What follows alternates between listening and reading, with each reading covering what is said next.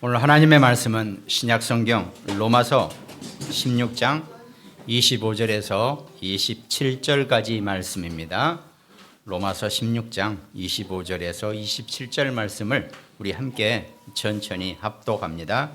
나의 복음과 예수 그리스도를 전파함은 영세 전부터 감추어졌다가 이제는 나타내신 바 되었으며 영원하신 하나님의 명을 따라 선지자들의 글로 말미암아 모든 민족이 믿어 순종하게 하시려고 알게 하신 바 그 신비의 계시를 따라 된 것이니 이 복음으로 너희를 능히 경고하게 하실 지혜로우신 하나님께 예수 그리스도로 말미암아 영광이 세세무궁하도록 있을지어다. 아멘. 오늘 영원한 복음의 길이라고 그랬습니다. 이 말은 우리 구원받은 하나님의 자녀의 인생을 의미하기도 하고 우리의 신앙생활을 의미한다는 겁니다. 그러면 여러분과 저의 신앙생활은 창세 전에 또 지금 앞으로 세세무궁토록 계속되어진다는 것을 그걸 제대로 알고 내 신앙생활에 그 신앙의 길 속에 있어야 한다는 겁니다. 지금 오늘 우리가 읽은 로마서 16장 25절 27절은 바울이 자기의 복음을 표현한 겁니다.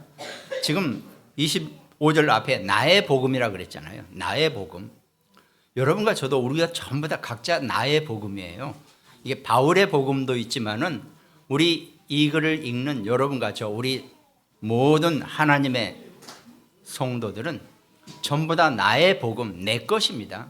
나의 복음의 길, 나의 복음의 인생이 창세 전부터 시작돼서 지금 진행되고 있고 또 앞으로 세세무궁토록 갈 것이라는 것을 이 시간감을 가지고 내 신앙생활을 볼 수 있어야 돼요. 그냥 저 1957년에 태어났다가 조금 살다가 때 되면 얼마 있으면 다시 끝나겠지.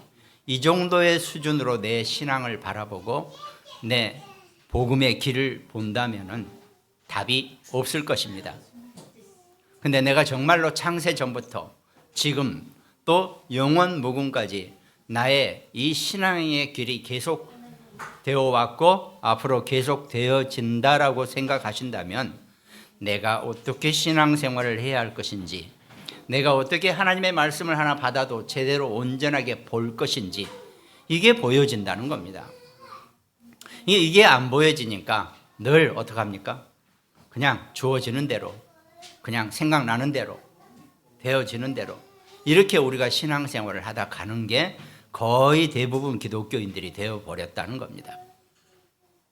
정말 바울이 나의 복음이라고 얘기한 것처럼 여러분과 저도 내 복음, 진짜 하나님이 내게 주신 이 복음은 창세전부터 또 지금 앞으로 세세무궁토록 이렇게 계속된다는 것을 분명히 내가 언약으로 붙잡고 이 말씀을 봐야 되겠죠.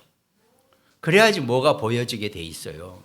이게 안 보여지면, 이게 감이, 이 시간표적인 감이 안 보여지면은 신앙생활 아마, 왜 그러냐면 이 하나님의 말씀 자체가 창세전에 또 지금 세세무궁토록 이렇게 진행되는 건데 나는 딱 지금 현재 2025년 오늘 3월 9일 딱 여기에 내가 붙잡혀가지고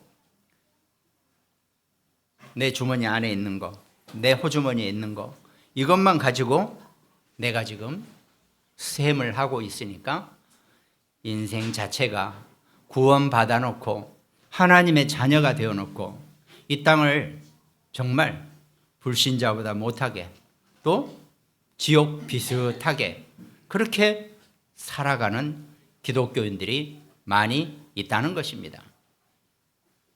속지 마시고 내 모든 눈에 보이는 것에 속지 마시고 내가 정말로 내가 지금 내 안에 있는 이 구원의 계획이 창세전에 또 지금 앞으로도 세세무궁토록 진행되는 거구나. 내 육신은 이 땅에 와서 정말 많이 살면 100년 아니면 다 때 되면 흙으로 돌아갈 뿐이지 나의 이 복음의 여정은 창세전부터 또 지금 영원까지 계속되어지는 거구나. 이 감을 가지고 신앙생활을 해야 한다는 겁니다. 하긴 뭐 천생 그렇게 안 해보셨으니까 늘 그냥 그 주어진 날 그 시간 거기에 묶여만 살다가 이 천국 복음을, 이 복음의 깊은 의미를 우리가 깨달으려고 그러면은 이게 만만한 일이 아닐 것이라고 분명히 생각은 되지죠. 근데 정말 이 비밀을 가지고 좀 그렇게 시공간을 초월하는 그런 좀 멋진 복음의 사람으로 살아가시기 바랍니다.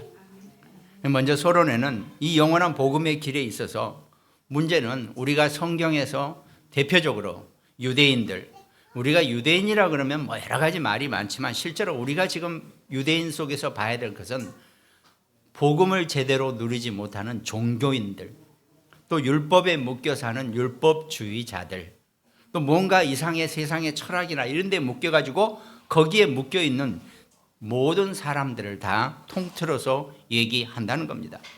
유대인들도 하나님이라고 얘기해요. 네, 하나님 합니다. 문제는 길을 제대로 못 찾았다는 겁니다. 그 길의 원리를 이해하지 못한다는 겁니다. 예수님이 아브라함도 나를 통해서 구원을 받았다라고 얘기하니까 네가 몇 살인데 30 몇 살밖에 안 되는데 어떻게 저 수백 년 전에 아브라함이 너를 아느냐라고 얘기할 정도의 시공간을 초월하는 그 영적인 원리를 이해하지 못한 것이 유대인 바리새파였다는 겁니다. 우리가 복음 안에서 하나님의 말씀 안에서 정말 여러분과 그 시공간을 초월하는 영세 전부터 또 지금 영세 후까지 세세 무궁토록 이 개념을 정말 내가 붙잡고 내 신앙생활에 적용해 보시면 많은 것이 달라질 것이고 정말 많은 것이 보여지게 되어 있다는 겁니다. 우리 지금 고린도전서 하면서 아니 봐도 못 보고 들어도 못 듣고 생각이 나지 않는다 그랬지 않습니까? 하나님이 허락하셔야지 보게 되고 듣게 되고 생각나게 되어지게 된다는 겁니다. 여러분과 제가 신앙생활하는 방식 자체가요, 이 비밀 자체가 정말 좀 기존에 정말 오랜 세월의 기독교계가 그런 부분을 온전하게 가르쳐주지 못한 것에 대한 이 부분을 잘 좀 보면서 정말 이 시간표를 잘 누리는 우리 모두가 되시기 바랍니다. 그러니까 길을 못 찾으니까 어떡합니까? 뭔가 열심히 다녀요. 열심히 해요.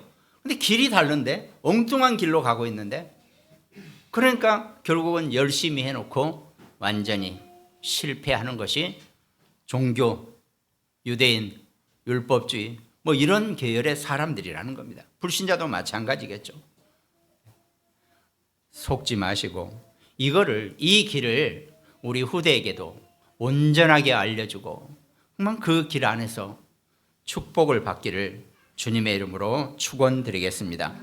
그럼 먼저 서론의 첫 번째로 이 일이 기록되어 있는 이 내용들이 구약 시대를 봅니다. 구약 시대 속에서 유대인들은 선민이 맞습니다. 선택받은 민족이 맞아요. 근데 문제는 그 선민을 교만과 자기주의와 사상으로 바꿔버린 겁니다. 말씀은 틀림없이 유대인을 선택했다는 것은 맞아요. 그 성경 안에 보면 이사야서 41장 2절에 보면 누가 동방에서 사람을 일깨워서 공의로 그를 불러 자기 발 앞에 이르게 하였느냐. 열국을 그의 앞에 넘겨주며 그가 왕들을 다스리게 하며 그들이 그의 칼에 티끌 같게 그의 활에 불리는 촉에 같게 하며. 동방에서 불러온 자는 아브라함이죠. 아브라함의 후손을 하나님이 선택하셨다는 것이 이렇게 이사야서에 쭉 표현되어 있다는 겁니다. 또 41장 25절에 보면 내가 한 사람을 일으켜 북방에서 오게 하며 내 이름을 부르는 자를 해돋는 곳에서 오게 하였나니 그가 이르러 고관들을 석회같이 토기장이가 진흙을 밟음같이 하리니 그랬습니다. 그럼 저도 찾아보니까 이스라엘을 선택했다는 그 말씀이 쭉 표현되어 있어요. 이사야서 46장 11절에도 내가 동쪽에서 사나운 날짐승을 부르며 먼 나라에서 나의 뜻을 이룰 사람을 부를 것이라. 내가 말하였은즉 반드시 이룰 것이요 계획하였은즉 반드시 시행하리라. 그러니까 이 아브라함의 후손에 대한 그 선택에 대한 것은 하나님이 이미 말씀으로 충분히 표현을 해 놓으셨다는 겁니다. 그러니까 맞아요. 선민이 맞는데 그거를 그냥 선민 사상으로, 선민주의로 빠져버린 것이 구약의 유대인들이라는 겁니다. 그런가 하면 신약에는 로마의 속국에 갇혀 있다 보니까 완전히 속국 시대이죠. 마태복음 16장 13절에 예수께서 빌립보 가이사랴 지방에 이르러 제자들에게 물어 이르시되 사람들이 인자를 누구라 하느냐 이렇게 물어보신단 말이죠. 그 지역이 빌립보 가이사랴 지방이에요.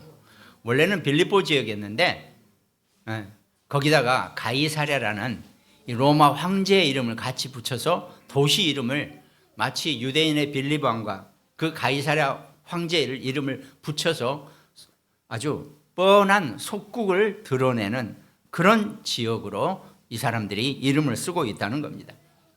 그러니까 얼마나 겉으로 드러내는 것을 좋아하고 눈에 보여지게 하는 것을 좋아하는지 그런 유대인들의 모습을 보여주고 있다는 겁니다. 그러니까 예수님도 이 바리새인들에게 화를 내시면서 마태복음 23장 23절에 화 있을진저 외식하는 서기관들과 바리새인들이여 너희가 박하와 회양과 근처의 11조는 들이되 율법에 더 중요한 바 정의와 긍휼과 믿음은 버렸도다. 그러나 이것도 행하고 저것도 버리지 말아야 할지니라. 11조도 행하되 그 온전한 복음도 놓치지 말라고 예수님이 지금 설명하고 있는 거죠. 그런 것 속에서 이 신약 시대에 이 유대인들이 얼마나 완전히 속국 시대에 빠져서 온전한 자기 복음의 길을 놓치고 사는지를 예수님이 유대인들에게 지금 뭐라고 하는 거죠. 그런가 하면 마태복음 27장 23절에 보면 빌라도가 이르되 어찌미냐 무슨 악한 일을 하였느냐 그들이 더욱 소리를 질러 이르되 십자가에 못 박혀야 하겠나이다 하는지라 그랬습니다. 그러니까 로마 총독에게 예수님을 십자가에 못 박아달라고 갖다 바치는 거죠 지금. 아니 빌라도가 생각하니까 아니 니들이 돌을 쳐서 죽일 수도 있지 않냐. 니들 유대인법에 그 죽이고 싶으면 그렇게 죽여라. 나는 이 사람을 십자가에 매달고 싶지 않다. 이렇게 빌라도가 얘기했단 말이죠. 그런데 어떻습니까? 물론 이미 말씀으로 예언된 것을 이루기 위해서 예수님이 십자가에 매달리셔야 하는 건 맞는데 그 과정이 괘씸한 거죠. 소리질러 이르되 십자가에 못 박혀야 하겠나이다. 이렇게 빌라도에게 간청을 하는 유대인들입니다.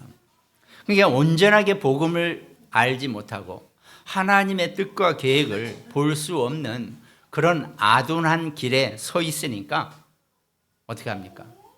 잘못된 것에 자기의 온 인생을 갖다 바치는 그런 사람들이 종교주의, 복음 없는 신앙생활을 하는 모든 사람들의 모습이 된다는 겁니다. 적어도 여러분과 저는 우리는 정말 이것만은 우리가 피하는 우리 신앙생활이 되어야 되겠죠. 그런가 하면 서론의 세 번째는 구약과 신약이 지나서 지금은 현대지만 그 중간에 중세시대가 있습니다. 중세시대는 특별히 가톨릭의 시대입니다. 우리가 가톨릭을 막 까고 가톨릭을 뭐라 하고 그러고 싶지는 않습니다.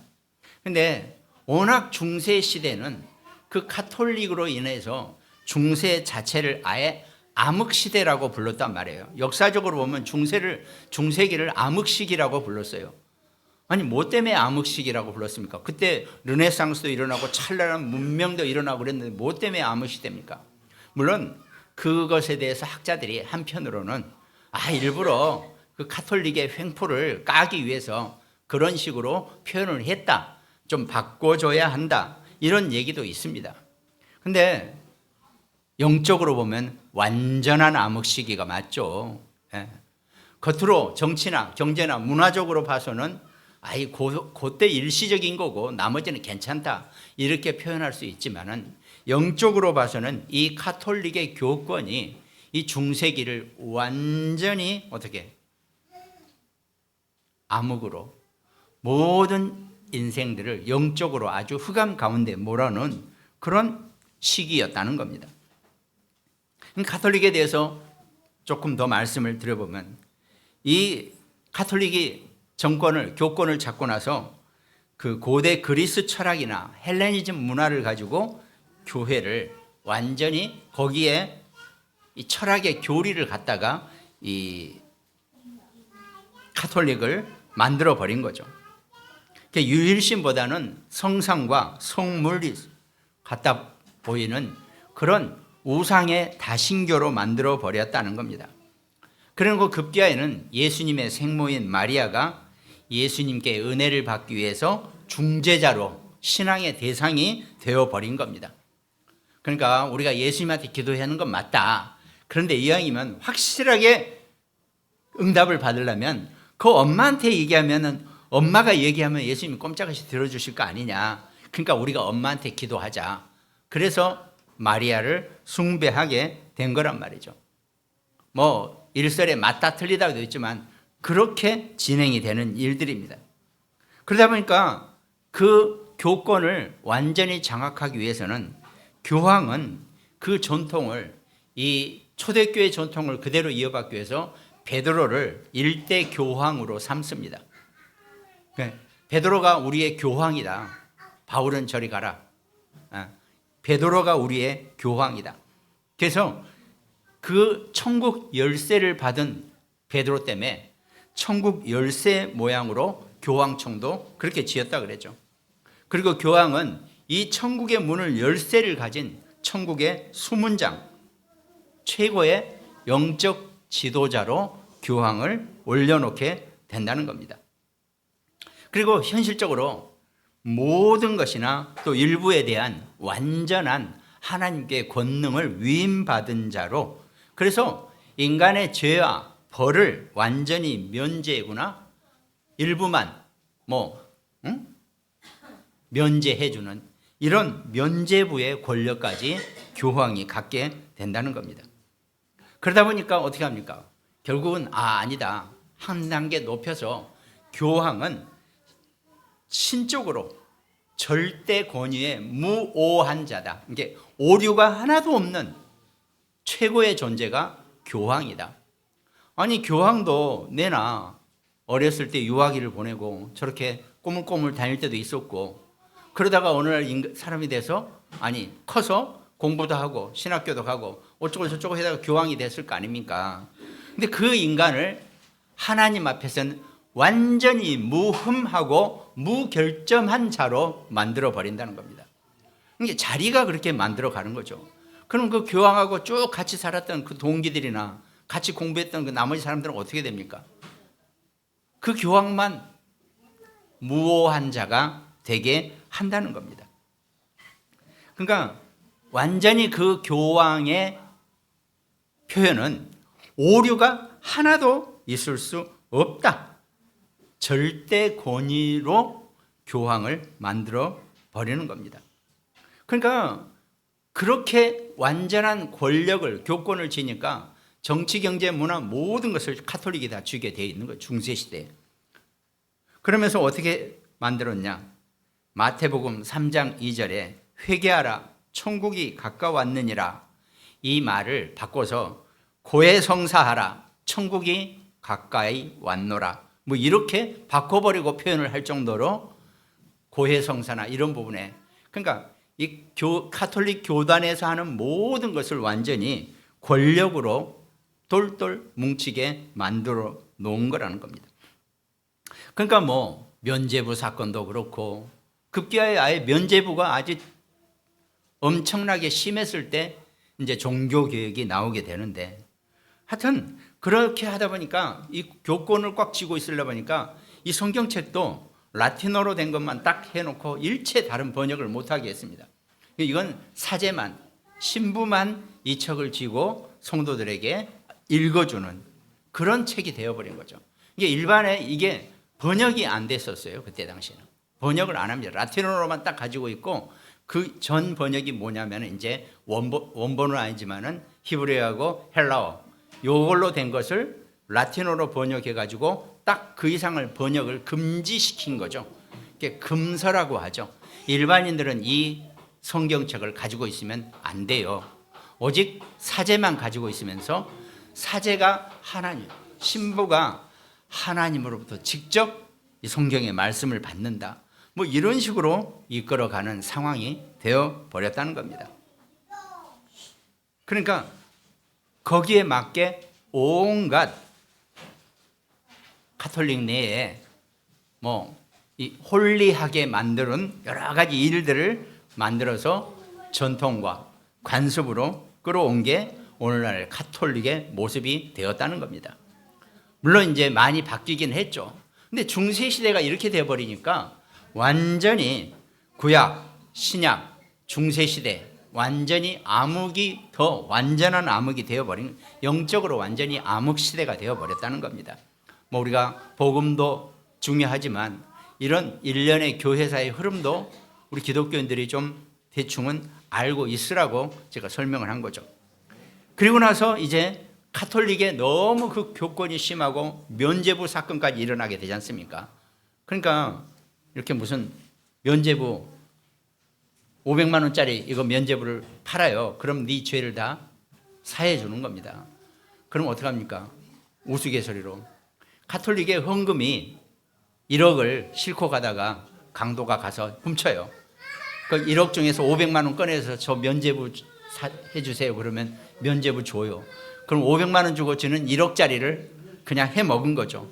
뭐 이런 식이 이런 웃지 못할 일이 생겨나게 된 겁니다. 그러니까 이런 게 막 극심해지니까 드디어 1517년 마르틴 루터라는 이 루터는 그야말로 천주교 신부입니다. 똑같이 사제인데 95개 조항 반박문을 이 천주교의 잘못된 모든 항목을 95개 조의 반박문을 이렇게 성당 거기다가 못을 쳐가지고 그걸 써놓는 종교 개혁이 시작되는 겁니다. 물론 그 이전에도 루터 이전에도 사실은 천주교 내부에서 아니다, 이건 아니다, 우리가 개혁해야 된다 그러면서 개혁의 움직임이 있었어요. 근데 그걸 두려워서 그 교황의 교권에 두려워서 다 이렇게 말로만 했던 것을 아예 루터는 죽을 각오하고 이렇게 잘못됐다 95개라 조항이나 그걸 종교개혁으로 시작으로 그 일을 벌리게 되는 겁니다. 그래서 그 사건 이후로 이제 이 천주교의 그 부분하고 원래 교권에 있는 그 부분하고 이건 아니다라고 하는 파가 분열이 된 겁니다. 사실은 그래서 일부 학자들은 종교개혁이 아니라 종교 분열이다. 카톨릭에서 이 개혁, 리포메이션 처치가 빠져나온 거다. 이렇게도 표현을 합니다. 어쨌든 다시 성경으로 하나님 앞에서 코람데오로 하나님 앞으로 돌아가자. 이 운동이 일어나면서 오늘날 우리 지금 모든 나머지 교회는 개신교회는 다 리포메이션 처치라고 그래가지고 뭐 파가 다를 뿐이지 다 천주교하고 개혁교회하고 둘로 나눠지게 되어 있는 그런 일이 되는 겁니다. 다시 이 개혁교단들이 개혁교회에서 또 무슨 파, 감리, 뭔파, 성경 막 하면서 막 많은 파가 나눠져 있죠. 그거 보면 천주교는 하나도 안 나눠져 있거든요. 근데 우리가 꼭 그걸 보고 야 원네스 잘 되는 천주교가 최고다 이렇게 얘기할 건 없다는 겁니다. 우리는 좋은 표현 같죠. 그러나 때로는 하나님의 뜻이 최고의 것이지 하나님의 계획이 최고의 것이지 우리가 생각하기에 야 그 단결 잘 되네 좋네 이렇게 표현할 건 아니라는 것 이걸 우리가 분명히 볼 수 있어야 한다는 겁니다. 물론 저희도 교회가 하나가 되고 단결합시다 원네스 됩시다 우리가 저도 얘기하죠. 그러나 안 되면 또 어떻습니까? 각자 자기 특성이 있고 자기 삶의 개성이 있고 자기 신앙생활의 스타일이 있는 거기 때문에 한 교회에 있어도 좀 다르면 어떻습니까? 그건 아무 문제될 게 없다라고 저는 보여지는 거죠. 어쨌든 이 많은 유대인들부터 시작해서 이 종교주의자들까지 다 이 과정을 거치면서 전부 다 온전한 이 복음의 길을, 이 오늘 읽은 로마서 16장 25절에서 27절까지 이 어마어마한 영세 전부터 지금 나타났다가 무궁할 영세 무궁까지 이 개념을 이해하지 못하니까, 단지 내가 살아있는 현장 지금 여기에 내 모든 눈총이 가 있으니까 사단이 인간을 그렇게 만들어내는 거겠죠. 우리가 거기에 속지 말고 정말 이 복음의 시공간을 초월하는 그 특성을 진짜 우리가 이해하고 우리가 신앙생활에 적용하고 적응되어야 되겠죠. 그럼 본론에, 그럼 유대인들이 제대로 모르는 성경의 말씀의 길이 있다는 겁니다. 그 첫 번째가 구체적으로 무엇을 몰랐느냐? 첫 번째가 구원이 무엇인지 몰랐다는 겁니다. 왜 우리가 구원받아야 하는지를 몰랐다는 거죠. 그것이 성경에서 분명히 창세기 3장에서 선악과의 그 약속을 어김으로써 그것 때문에 시작된 인간의 운명과 저주와 재앙과 팔자의 근본 문제, 이걸 이해하지 못했다는 겁니다. 그러면서 창세기 6장에 이 네피림의 세상을 장악하는 문화, 경제, 정치, 우상것, 11장의 바벨탑 우상, 이런 것들에서 빠져나오는 것이 우리가 구원의 길이라는 겁니다. 원래 인간은 창세기 1장 27절 20 하나님의 형상으로 다스리고 정복하라고 했던 하나님의 자녀가 완전히 무너져 버렸다는 겁니다. 여기에서 우리가 회복되어져야 하고 빠져나와야 한다는 겁니다. 그게 성경이 얘기하고 있는 구원의 길이라는 거죠. 근데 이 부분을 많은 종교인들이 놓쳐버렸다는 거죠. 그러다 보니까 어떤 문제가 생겨났냐? 시편 14편 3절, 다 치우쳐 함께 더러운 자가 되고 선을 행하는 자가 하나도 없도다 그랬습니다. 로마서 3장 10절에 의인이 없나니 하나도 없다, 이 말과 같은 내용이죠. 어떤 바울은 이 로마서를 쓰면서 시편 14편 3절을 인용했겠죠. 다 치우쳐 함께 더러운 자가, 모든 인간은 이 땅에 태어나는 순간 죄인이라는 겁니다. 그러니까 교황 자체가 흠이 하나 없는 무흠한 자가 될 수 없다는 겁니다. 인간은 다 죄인이라는 거죠. 우리가 예수 그리스도 영접하고 하나님의 자녀가 되고 하나님의 백성이 되었지만 실제로 우리의 죄력은 남아있는 겁니다. 이미 창세기 3장으로 말미암아 그 선악과의 에덴 동산 사건으로 말미암아 모든 인간은 다 죄인으로 되어 있다는 겁니다. 단지 우리가 그 죄가를 받지 않는다는 거죠. 그 죄의 무게를 우리가 받을 필요가 없다는 겁니다. 그래서 모든 인간은 죄를 범하였음에 하나님의 영광에 이르지 못하더니라고 로마서 3장 23절에 표현해 놨다는 겁니다. 인간의 노력으로는 절대로 하나님을 만날 수 없다는 것이 성경의 말씀이라는 겁니다. 이게 구원은 우리의 노력으로 하는 것이 아니고 하나님의 일방적인 여러분과 저를 향한 선택입니다. 우리가 그 택정함을 받고 여러분과 제가 구원에 이르게 된다는 것입니다. 그리고 두 번째로 일반 종교인들이 잘 모르는 것이 원죄에 대한 개념이 없다는 겁니다. 율법 지켜가지고는 원죄가 절대 해결 안 된다는 겁니다. 가톨릭에서도 원죄를 제대로 얘기하지 않는 거죠.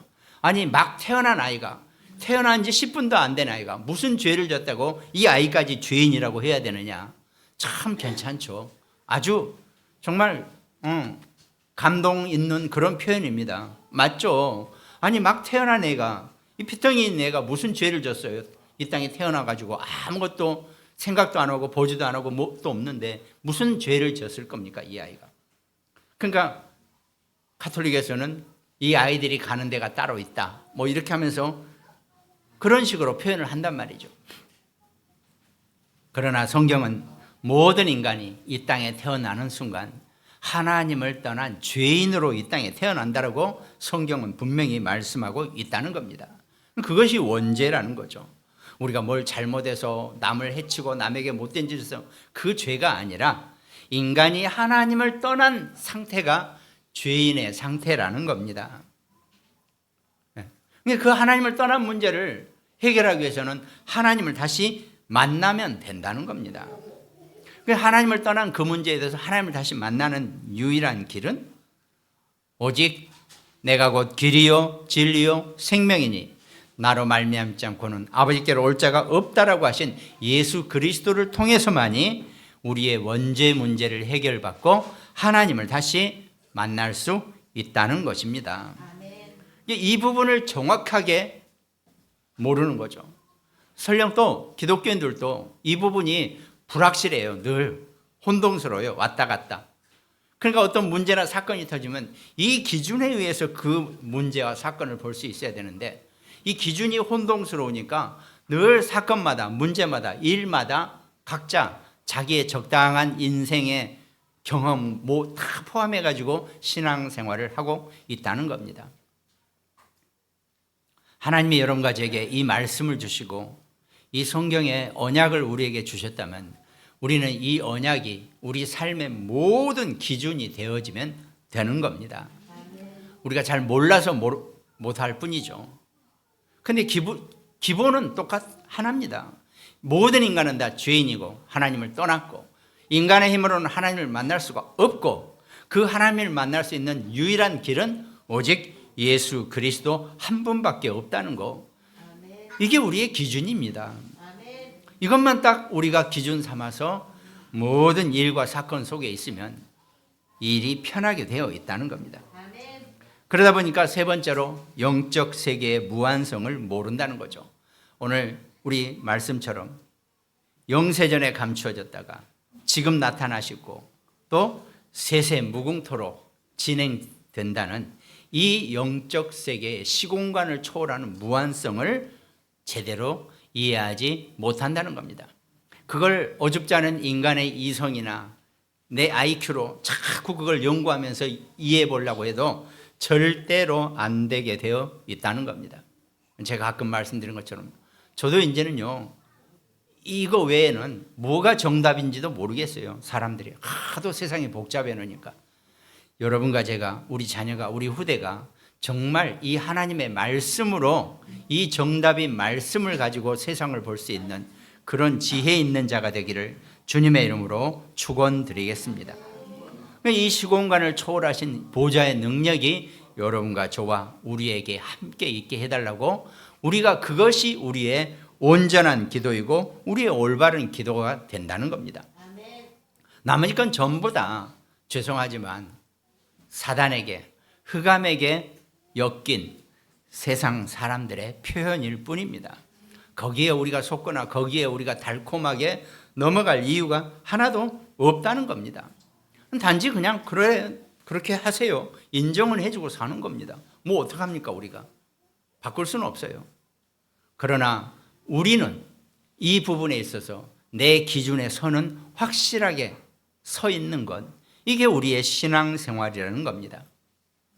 결론에 그러다 보니까 죄송하지만 온갖 눈에 보이는 세상 교회는 전부 다 육신의 교회로 바꿔져 버렸다는 겁니다. 이거는 막 무슨 다른 교회를 막 탓하고 뭐하고 그 얘기가 아닙니다. 우리마저도 정말 제대로 이 영적인 교회를 세워나가는데 우리가 우리의 전심이 되어져야 한다는 것을 말씀드리는 것 뿐입니다. 좋죠. 봉사하고 선행하고 또 함께 연합하고 우리가 아니다. 모든 종교를 다 우리가 함께 해야 된다. 얼마나 좋은 정신입니까? 듣기에는 참 괜찮은 아주 인간적인 표현이잖아요. 천주교 또 스님하고 같이 서로 손잡고 같이 크리스마스 때 함께 모이기도 하고 또 초파일에 이쪽 가서 같이 축하하기도 하고 그렇죠? 부처님 태어난 날 축하하면 또 예수님 태어난 날도 함께 와서 축하해 주고 좋은 모습입니다. 인간들이 그렇게 살아야죠. 그러나 복음은 정확해야 합니다. 그러니까 우리도 굳이 이렇게 저보다 더 많이 벗겨진 분한테 뭐 막 그럴 필요 없어요. 그냥 그분도 나름대로 공부를 하시느라고 그런 거니까 그러시죠. 그러나 인간이 하나님을 떠난 문제를 해결할 수 있는 유일한 방법은 오직 예수 그리스도 한 분밖에 없다는 것을 우리가 분명히 알려주면 되는 겁니다. 죄송해요. 저도 공부 많이 못 해봤기 때문에 저보다 그런 분들이 훨씬 공부를 더 많이 하셨어요. 시냇물 졸졸졸 흐르는 데서 편안하게 발 담가가면서 책 어마어마하게 읽으신 분들이에요. 저보다 훨씬 학식이 더 뛰어나실 거예요. 그러나 죄송하지만 예수 그리스도의 이 길에 대해서는 답을 모르고 살아가고 있기 때문에 우리는 이 답을 가지고 우리 삶의 모든 것을 기준으로 살아가면 된다는 겁니다. 그게 여러분과 제가, 우리 후대가 이 땅 살아가면서 오직 복음하자는 얘기입니다. 이게 잘못 들으면 오직 복음하자 그러면 다른 거 다 필요 없고 이렇게 무지막지하게 표현돼 버리는 거예요. 그거 말고 모든 것이 다 필요하고 모든 것이 다 있어야 될 것이지만 가장 최우선 순위는 복음, 그리스도의 복음이 최우선이다. 이 개념만 붙잡고 살아가자는 겁니다. 그게 우리의 신앙생활의 기준이고 우리가 살아가는 모든 삶의 내용이 되겠죠. 그것이 영원한 복음의 길입니다. 이 영원한 복음의 길에 늘 승리자로 살아가시기를 주님의 이름으로 축원드리겠습니다. 오늘 말씀 함께 나눈 우리 모든 가정들, 또 특별히 지난주에 말씀드렸지만 또 굿모닝병원의 오 집사님이 다행히 위암 초기여서 간단한 수술을 하면 거의 완쾌될 것이라고 소식이 왔습니다. 여러분들이 아마 기도해 주신 덕분인 줄로 믿습니다. 태안의 안지영 집사, 또 광주와 강릉 지교회, 또 태안에 오늘 우리 예배 함께 오지 못한 우리 문장로님도 말씀 함께 나누시기 바랍니다. 일본과 미국 지교회에 계시는 우리 장로님들, 또 수원에 우리 김다정 씨, 또 그 모친, 대구의 전여진 소위, 또 여주의 김정분 권사님, 또 우리 빛난의 가족, 이 천국 복음의 영원한 이 복음의 길 가운데 동반자로 살아가는 우리 모두가 되시기를 주님의 이름으로 축원드리겠습니다. 기도하겠습니다. 하나님 감사합니다. 영세전에 감추어져 있다가 지금 나타났고 또 앞으로도 세세무궁토록 진행될 우리 복음의 길에 우리의 모든 신앙인들을 하나님이 축복하시고 함께 하시고 온전하게 인도하여 주시옵소서. 감사를 드리옵고 우리를 구원하신 예수 그리스도 이름으로 기도드립니다. 아멘.